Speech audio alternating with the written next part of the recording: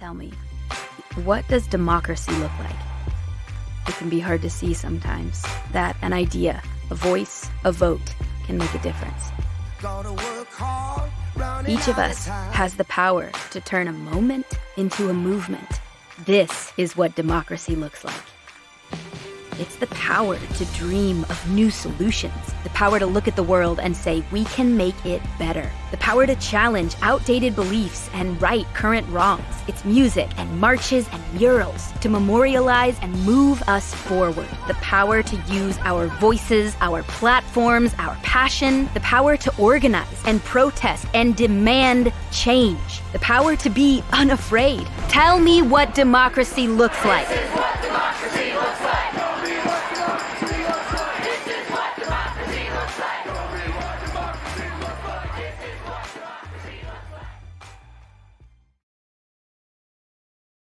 Well, welcome to episode 7 of Politics and Flows, the Big Ideas series. Reggie Hubbard here. Happy to have you here.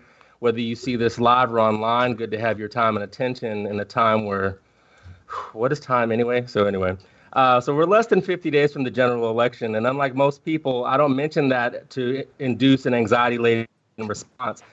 This is the season that we've been hoping for, leading up to the moment that we've all been hoping for and waiting for, like a chance to reimagine our government as one that serves the needs of others, not only in the acute crisis that we face in this moment, but one that's also focused on our collective well-being. One that makes sure that people have jobs that are safe and pay living wages that support their families, people that have healthcare access and affordability for all who need it, and social justice and equality for all, regardless of what you look like, who you love, or your level of physical ability. You know, and the choice for us has never been more clear. And I want to offer 2 bits of wisdom that I received this week and hoping how we can maximally approach this moment. The first is revisit what Dana Balter said last week, which is an amazing interview, where she reminded me that the president is not meddling with the Postal Service. He is willfully destructing the Postal Service for his electoral gain. So we need to be morally clear with what's happening. Like, don't get caught up in the, oh, he's just meddling. No, your grandmother meddles in your dating life. That's what Dana Balter said last week. The president isn't meddling with the post office. He's seeking to destroy it for his electoral advantage. And so we've got to be very strong about that and not give in to like euphemisms. We need to call it for what it is, not in terms of dramatic, but in calling it what it is. And similarly, a friend and fellow teacher, Ethan Nichtern, who helps to manage a project called Dharma Vote, he said that, you know, our default way of political storytelling has failed us because this is not a game. So any conversation that focuses on polls too much or good guys versus bad guys diminishes the fact that if Democrats win, people's lives are better.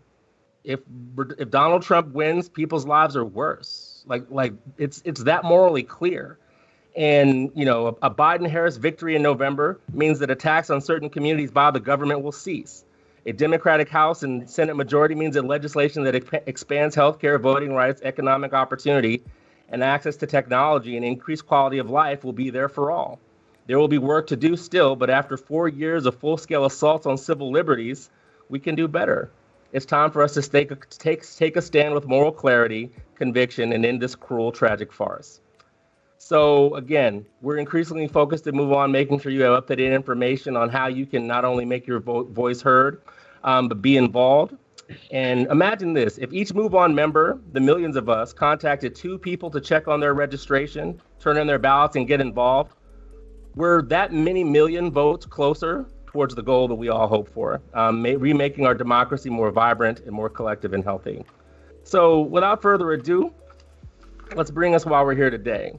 So we're here today to welcome Cameron Webb, Dr. Cameron Webb, I should say. Cameron's a doctor and a lawyer who has spent his career seeking to address health inequities in our society. He grew up in Central Virginia in a family that valued service.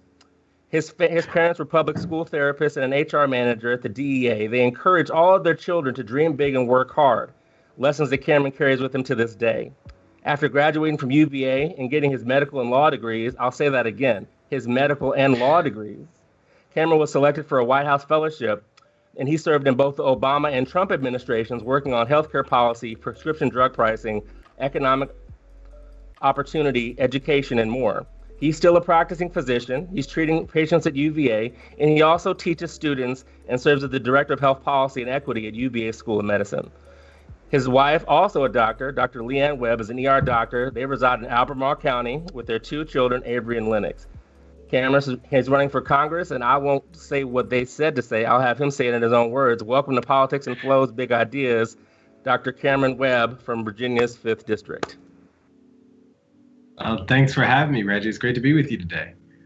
Absolutely. I apologize in advance if I call you Dr. Webb a lot, but I'm of the opinion that you work so hard for these titles, out of respect for your work, especially as an African-American male who's a medical doctor and a lawyer. Like, I need to call you doctor until you tell me not to call you doctor. So how are you I'll go ahead. I was going to say, I'll go ahead and tell you not to now. I always tell folks, if I'm not wearing a white coat, then you don't have a medical condition that needs my treatment, then you could just call me Cam. All right, Cam. That's what's up. I appreciate that. So let's just get into it. How are you today? How's the campaign going? Tell us what's happening in Virginia's 5th. I'm doing well, man. Feeling blessed. Things are good. I always start with family. My family is good. My kids started school virtually last week, so we're getting into the groove on that. And then, bigger picture wise, the campaign is in full swing. We're down to 48 days left, and we love the energy all over our enormous district. We love, the enthusiasm, making a ton of headway, both on the front of connecting with independent voters and folks who are just thinking in a different way. We think we've got a really great shot to flip this seat this time around, and I'm excited. So tell us a little bit more about Virginia's 5th District, right? So most districts are nowhere near as diverse as yours, right? So tell us about some of the demographics and what tell us about it in general, but tell us what you specifically love about it and why you're running for it. Yeah, well, I start off by just telling my own story. You mentioned I'm from Central Virginia. I'm from Spotsylvania County, Virginia. And so it's funny because there are times around the district campaigning where I'll meet folks who are related to the guys I played high school basketball against, or who I met a guy the other day who plays tennis with my old high school basketball coach. It's very much so a community I'm familiar with. And my wife went to high school and grew up in the district as well. So we know this, and she's from the southern part of the district. So we know it well. The 5th Congressional District is, it's veritably enormous. It's bigger than the state of New Jersey, the largest district in Virginia, 21 counties, 2 cities. It runs from just outside of D.C. and Fauquier County all the way down to the North Carolina border with Danville and Pennsylvania County. And I think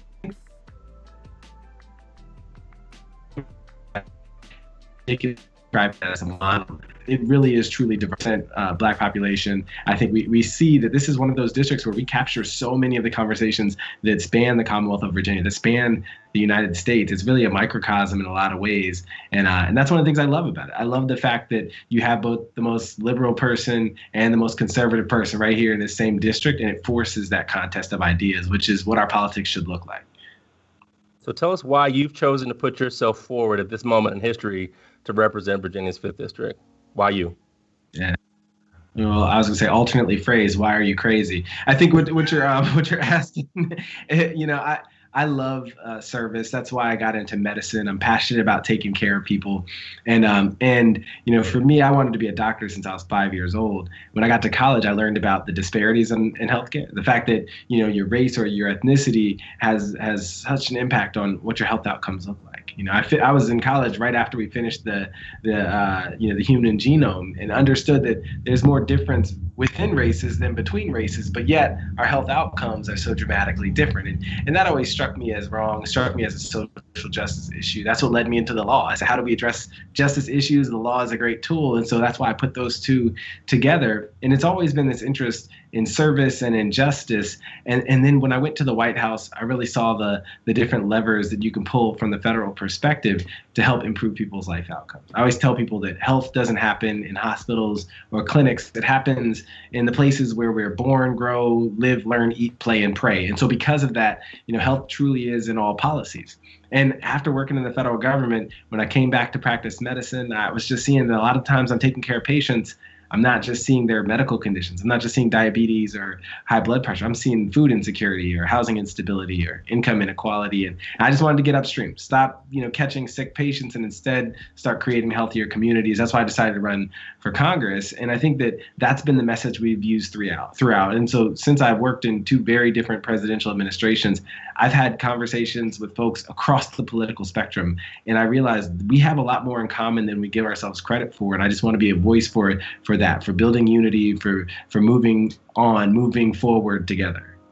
I appreciate the intersectionality that you talk about, right? Because people don't talk about healthcare from the fact that it's a certain lifestyle, not only lifestyle choices, but environmental conditions that are. So you said you see food insecurity in a diagnosis. I think that's very important. And I think that's the type of information and intersectional framework that needs to be in our policymaking apparatus. So thank you for that analysis. Thank you for putting yourself forward. And thank you for just the care, not only that you take care of your patients, but that you are approaching these policy decisions. So at a time when many feel that their government neither cares nor represents them, what about your lived experience, other than what you just shared, will inform your policy choices? And what are some of the big ideas that you have about how you will use your lived experience in your policymaking? Well, I love the question because it kind of speaks to what's my North Star, what's that true north that I follow. And for me, it's notions of equity and justice. It's differently framed. It's that American dream that everybody has an opportunity for health. Everybody has an opportunity for success, right?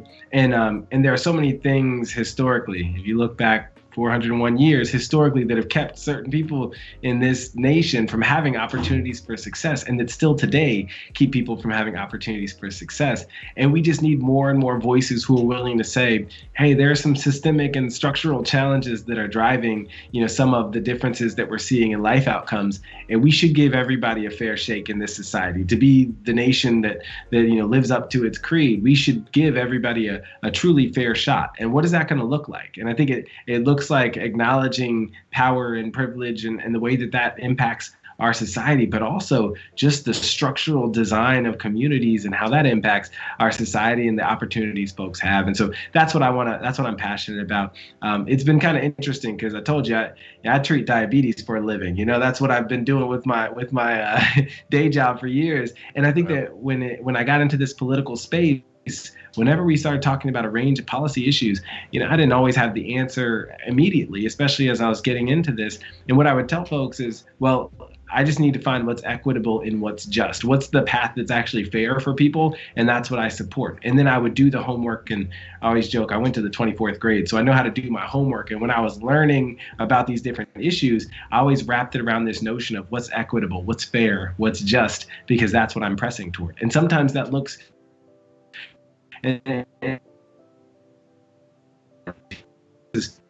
sometimes what's equitable and just looks more progressive. Sometimes, in some instances, it may even be more conservative in nature. But the fact is, as long as it's fair for everybody, as long as it creates those opportunities for success, that's what I'm pressing toward. Yeah, I appreciate that. And so tell me a little bit more about what economic opportunity for all looks like for you, especially given the diversity of your district. Because, like I said, I've been to Danville. And I've been to Charlottesville, right? Those are two. The only thing they have in common is Virginia, right? Yeah. And Interstate 29, right? So I think that what we're getting to here is what is it that actually allows us to unlock that potential? And for me, it was hard initially when I was looking at this district, as sprawling as it is, to say, well, what are the ties that bind? But I found there are quite a few, and one of them, that backbone of creating economic opportunity, I believe in large part it runs through some critical infrastructure like rural broadband. Making sure that in all of our spaces, folks are at least connected. That's a job creator that brings jobs into districts if you have that kind of connectivity. I mean, 27% of the farmers in our district don't have broadband access, and that makes it hard to if you're a grower, to make sure that you're successful. So we keep that in mind, but that also impacts our schools and educational equity. When in counties like Nelson and Buckingham County here in Virginia, kids are going to McDonald's to use the Wi-Fi. And then when you put a global pandemic that forces kids to learn virtually, but there's no broadband infrastructure to learn, well, then that that deepens the divide, right? That digital divide really creates the next generation's inequity. And so that's one of those pieces of critical infrastructure. It also helps with telemedicine, so it's huge for us. And so I think that idea of investing in critical infrastructure, that's a big part of it. On the education front, I'm a huge fan of when we look at that, Elementary and Secondary Education Act, and we look at opportunities to press toward equity. That looks like making sure that our teachers are paid, that we are designing our school districts from a state perspective in a way that we're distributing resources and opportunities to learn across the state, so that you don't create this pathway like we have in Virginia, where there are the schools in the southern part of my district where teachers aren't getting paid very well, but if they get up to Northern Virginia, well, you got enough to retire off of. That's a really hard situation. It's hard to make sure the kids in all parts of this Commonwealth and all parts of this district have opportunities to succeed. So really investing in education. And the last thing I'll say, in terms of opportunities, is just the reality that less than a third of adults over 25 in my district go on to a 4-year college. And so when you talk about opportunities for success, so often in America we define that as a 4-year college experience, but that's not everybody's pathway to careers and opportunities for success, for providing for their families. Sometimes it's going to look more like job training programs or vocational tech programs, and those are huge opportunities in our district. Partnering with community colleges. I've met with 5 of the 6 community college presidents in our district. Making sure we really understand all the ways that we can unlock economic opportunities, create economic mobility in this district. Overlapping that with the idea of investing in a clean economy and the jobs that creates. We have to be prepared for the jobs of the future and not the jobs of the past. I think that's the transition that we're in this district. Yeah, I appreciate the way that you talk about it from Fauquier County to Danville, right? Like finding the common ground to make sure that everyone has an opportunity to succeed in this country, which is the dream, right? I'd be remiss if I didn't ask a medical doctor about the pandemic and what an appropriate response looks like, right? So let's transition to that before we start to close out a bit. So tell me, from your experience, how have we done in our response? What needs to be done, and how can we as citizens do a better job, and what would you do as a member of Congress to help make a better pandemic response than we've seen? It's hard because hindsight is 2020. What we know is that the outcomes we've seen thus far in the pandemic aren't acceptable. Having 200,000 Americans who've died from this pandemic, we could have done much better than that. And I think that some of it is making sure that we were prepared, that pandemic preparedness piece. We really missed the mark on that. As a practicing clinician, I know that it's incredible to me that, after World War II started, in that era, took 6 months for us to build up our military to really launch into full action. But 6 months after the start of this pandemic, we still don't have enough swabs to do nasopharyngeal tests for COVID, or enough reagent to test the population broadly. And we're talking about who should be tested rather than how often should everybody be tested, right? I think those are some of the fundamental things that you think that as the greatest nation in the world, we should be able to do. Done by mobilizing resources from a federal standpoint. We one of the biggest missteps in this pandemic has been the perpetuation of this infodemic, just the misinformation that's been spread, and it's made it that much harder for basic public health practices like social and physical distancing, like wearing masks. That's become such a political, hot button issue. It shouldn't be. We could have made a lot more headway if we were united on this front. And you think back about prior crises facing our nation, and we rallied around each other. And for some reason, just the bitter polarization of our times actually infected our nation's response to this pandemic. And so I think those are some of the biggest misses. I think that the last thing I'd say is we missed the opportunity to prioritize what we open up first. And again, some of this is hindsight, but I talked about my kids starting school last week, and my 5-year-old son started kindergarten virtually, but he should be in school. He should be physically in a school learning. That would be much better for him. What could we have done 3 months ago, 5 months ago, that would have made it more likely that my son in September could have started kindergarten in person. And I think there are things we would have and could have done, which would be like prioritizing certain, the reopening of certain segments, certain sectors, really prioritizing our students being able to get back to school over, say, in-person dining or some of those things, right? We could have worked around it in different ways. We failed to approve, another tranche of funding, and I think that's Congress just not connecting between Senate Republicans and the HEROES Act that was passed. And then we've got to get that funding into states and localities. We've got to get that funding to hospitals. And I know some of those things don't seem like they connect, but it's just a good path forward. I'll close by saying this, Reggie. I work in the COVID unit at the University of Virginia. So I'm taking care of patients who have COVID. I'm in full PPE in a room with them. And I can tell you, this pandemic is very much so real. It's very much so challenging our communities. And I think we need to continue to rise to that challenge. It's not too late. And I don't believe it's going to require an election for us to turn this around, but it is going to require us as communities to say, hey, we can get through this. We can get over this in a better way if we just buckle down on these core fundamentals. And we need leadership that's going to reinforce that message rather than sow some of the division we're seeing. Yeah, Cam, thank you for that. I guess what I'd like to do is, so tell me, what excites you about the opportunity that you have before you, and what excites you about where we are as a nation? Because a lot of people are seeing, oh my God, everything's terrible, these sorts of things. The yoga teacher in me can hold space for good and bad. So, we've talked a little bit about the bad. So what excites you, and what do you see as good, and how can we find out more about your campaign and be of assistance to you?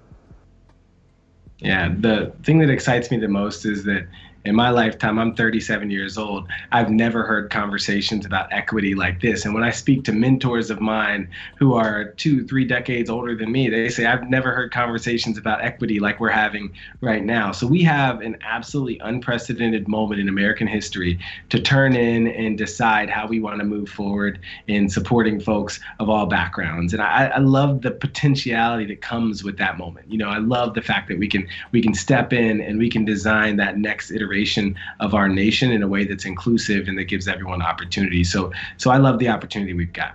I think that that's in part what excites me the most. I love service. I love taking care of patients. I love being a support to people. And so I'm really excited about the opportunity to be in a space where I'm listening to the voices of the 740,000 people in this congressional district, whether they agree with me on all things ideologically or they disagree with me on many things ideologically, knowing that I'm an ear to listen to them. That's an exciting thing for me. That's what I'm built for. That's what I lean into. And I really kind of relish that moment. And to be quite frank, I think we're in a dark and challenging moment nationally with COVID, with all the challenges with racial injustice. And I look forward to just trying to be a healer in this moment. I tell folks I'm a healer by vocation, by inclination, and by calling. And because of that, I want to step into spaces when people are hurting to be a healer, to be a presence that helps move things forward in a positive way. And I get a lot of energy from that as well. So those are the things that come to mind. And how can we support you? Like, where can we find out more information about your campaign? Definitely. Well, a couple places. So our website is www.drcameronwebb.com. That's drcameronwebb.com. There's information on my platform, on the issues, but also ways to contact us and places where you can get one of these handsome masks if you want to, or a T-shirt. Lots of ways to support, right? So that's one place. Pretty active. And DR Cameron on Facebook as well. We do a weekly Facebook Live on Monday nights where we talk about the coronavirus pandemic and the impact that's having. That's every week. We took off Labor Day, but other than that, we've done 26 of these. And so a great opportunity to just ask questions that cross your mind. But I'm here for it. I'm here to be a part of the conversations that we're in as a nation. And I'm excited to engage with you. And thanks for taking the time to hear from me and hopefully take a closer look into our campaign and consider supporting us. Yeah, well, Move On has fully endorsed Dr. Cameron Webb, or Cam as he told me to call him, so sorry, not sorry. Move On has fully endorsed you. We're encouraging our members to take an active role in this, and so thank you for being a part of the show today. And I want to thank you and Mia and the other staff for helping make this possible. Cameron, you're doing truly amazing work, and we will do all we can to support you, encourage everyone to do the same in district and beyond. And as we end the near end of this episode of the Big Ideas series, let's keep doing the work of reimagining who we are as individuals, what we want from our country and our leaders in this moment, and how we improve the cracks in our systems and take care of those who may have slipped through the cracks. To me, that's what this moment represents. Like, there are cracks that have been shown in the system. So the yoga teacher in me, also a healer, but of a different sort, like, how can we fix the cracks in general and take care of those who have slipped through those cracks? So thank you for joining Politics and Flows Big Ideas Series, Episode 7 with Dr. Cameron Webb. Blessings and best wishes to all. Over and out. I'm voting for the soul of this country. I'm voting for healthcare. I'm voting for my right to own my body. Better public education. Immigration. Equality. My child's future. Gun control. Prison reform. I'm voting for the passage of the Disability Integration Act. Equal rights, civil rights, especially for people of color, but especially for LGBTQ folk. Medicare. Social justice. I am standing up against racism, xenophobia, homophobia, Islamophobia, ageism, ableism, misogyny, and bigotry. To be able to take your message of hope and inclusivity to the politicians and let them know that this is what we stand for, and we will keep you accountable.